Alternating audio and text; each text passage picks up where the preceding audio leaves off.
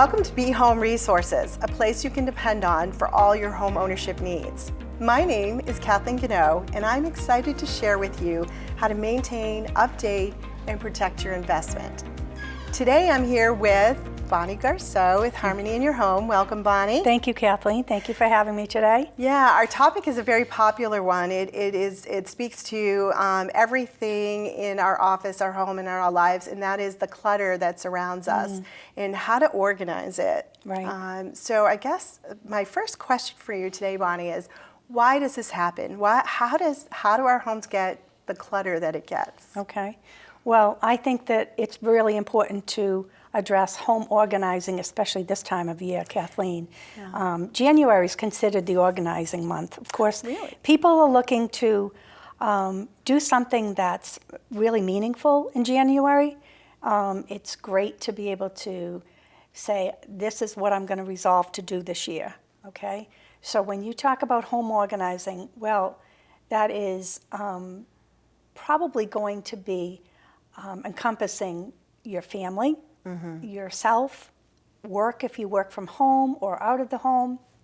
There's so much that you need to do to be able to just free yourself from the material things that are in your home so that you can function better each day, so you can jumpstart the day. It is emotional, isn't it? Right, It's. right. I know just in my office space, after I clean my office, I seem to produce more and work more efficiently. Right.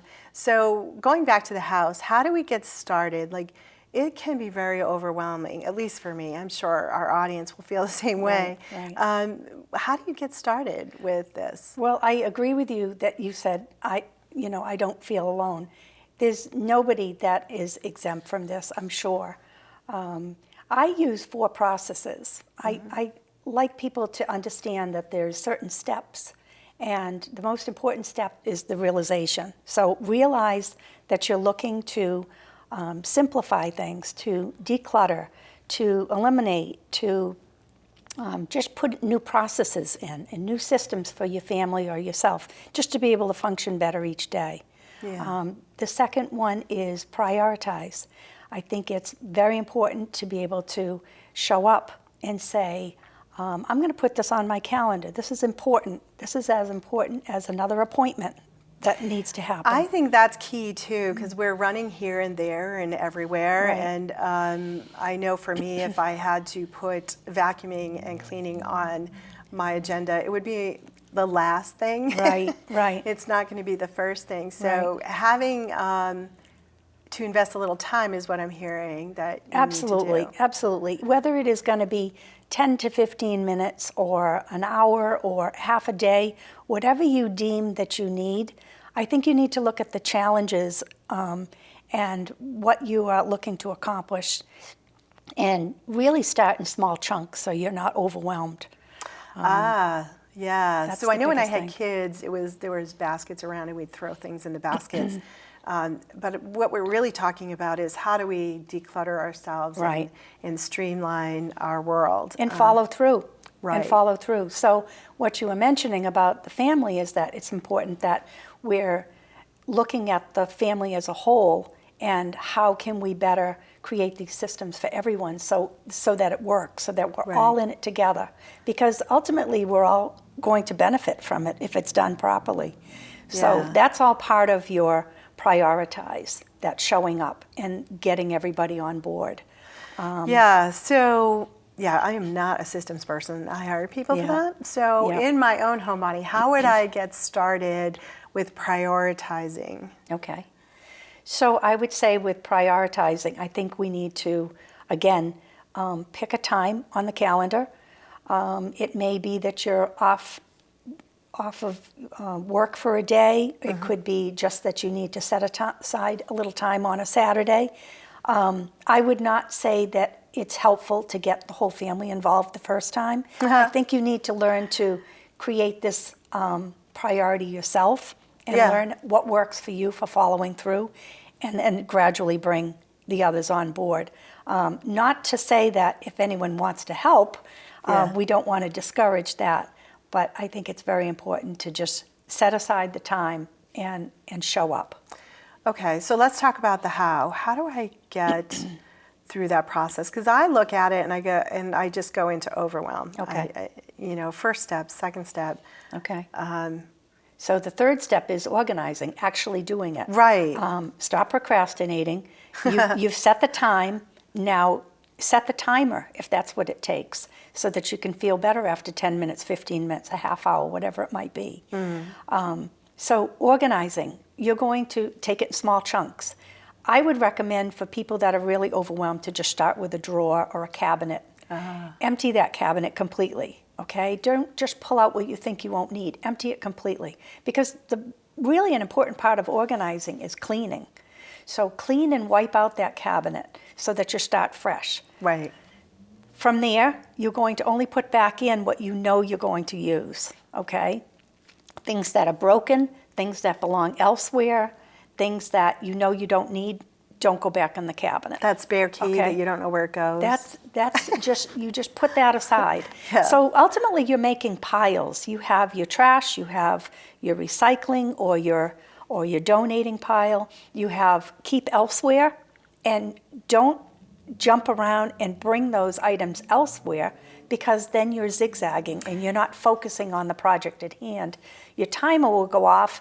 You'll say, okay, I'm done, and you're not finished, and everything goes back in the cabinet. Yeah. So you really want to stay focused at that small project until you get into practice of tackling something a little bit bigger. Yeah, So, and I am guilty of cleaning out one space and moving it to another. correct, that's zigzagging, and that's a no-no. Yeah, that's not a good thing. Yeah. So we have things when we take it out of the space. There's things we're going to toss. Right. So toss, throw away, we get that. The things that we can't use anymore, that's not serving us. Right. What do we do with those things? Okay. So what I want to be able to focus on towards the end of this conversation is major tips at where things can go. But ultimately, people need to understand that as they're letting go of things, that there are others that can repurpose. Right. Okay? And I think that gives you more joy and more fulfillment in what you're doing when you know that someone else is going to gain from it. That is so true when we make donations, knowing that someone else is less fortunate and could use that item or that, and obviously taking our part in making the world green is a good emotion. That's part of it, and the other part of it is that it's just easier for you to let it go when you know that it's going to help somebody. I'm especially talking about gifts that are given to you. The gifts that are given to you that you really don't care for, or you know you're never going to use, that just don't say anything about you, someone else could benefit from that. Right. So this is that emotional part you were talking about where people get stuck. They say, yeah, and it's your children's pictures that Correct. That have been hanging in the basement wall. It's your granddaughters. Things your grandmother gave you. Yeah. And you're not going to use it, and it's all just stuff, and we're attached emotionally to it. So we can't always find a purpose for it. Right. I have to say, there may be some things that we do want to hold on to. Right. And that's okay, but it's not going to go in that cabinet. I think that's what I'm trying to get to. Yeah. Is that drawer, that cabinet, or that room, that closet needs to serve the purpose that you decided on in advance. Yeah, I remember when I was remodeling my kitchen a few years ago, the designer said to me, when you come in the kitchen, what do you do with your purse and whatever? And I was like, that is such an odd question, but I think she was thinking ahead of me. Correct. As to what needs to be on the left-hand side of the wall. Right. And she did not let me put a full counter there. She made it a small one. Okay. So she was thinking for me. She is. And yet I still have a bucket there full of stuff.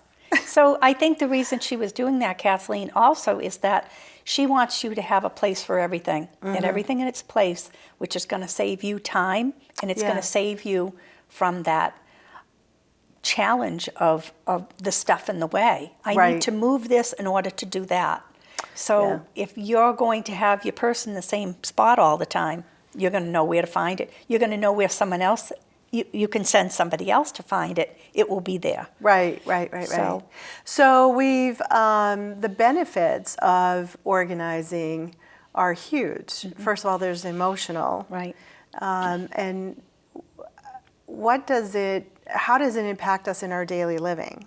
Well, I think that's what brings us to the fourth process, and that's harmonize. So we've gone through realize, prioritize, organize, and now we're at harmonize.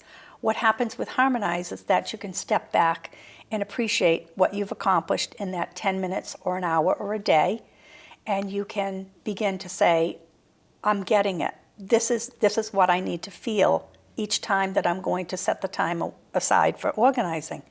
And what I want you to think about doing is creating a reward system for yourself. And that is not to be thought about in a material sense, because ultimately you're trying to reduce what you have. Right. So what you want to do is be able to reward yourself with something that you've been wanting to do, that you didn't have time to do because you were so busy trying to and things accumulate over time. It just happens. In my field, I talk to homeowners all the time that have 30 years of stuff. And it's the emotional piece of letting go that sometimes can get in the way. Right. And you get stuck. Yeah. And you get stuck. Yeah. And I find that working with people, that they are stuck in their memories. Okay? Yeah. I can see things from a different perspective, and I see it all as just stuff. If you can get yourself to kind of step back from that and just look at them as material things and not memories, right? You've accomplished a lot. And I'm sure there's other ways to organize photos and books, right, so that you can streamline the space. Yeah. So I think that's an important thing to talk about too, that when you're sorting things, that's exactly what you should be doing, is saying, these are papers or these are receipts I can deal with when I can deal with one thing at a time. Right. Knickknacks in the drawer, deal with them. If it's things that belong in the garage, it might be tools or office supplies. Put them in a pile and you sort through those and just go through one thing at a time. I find that it helps streamline the process a lot more if things are sorted.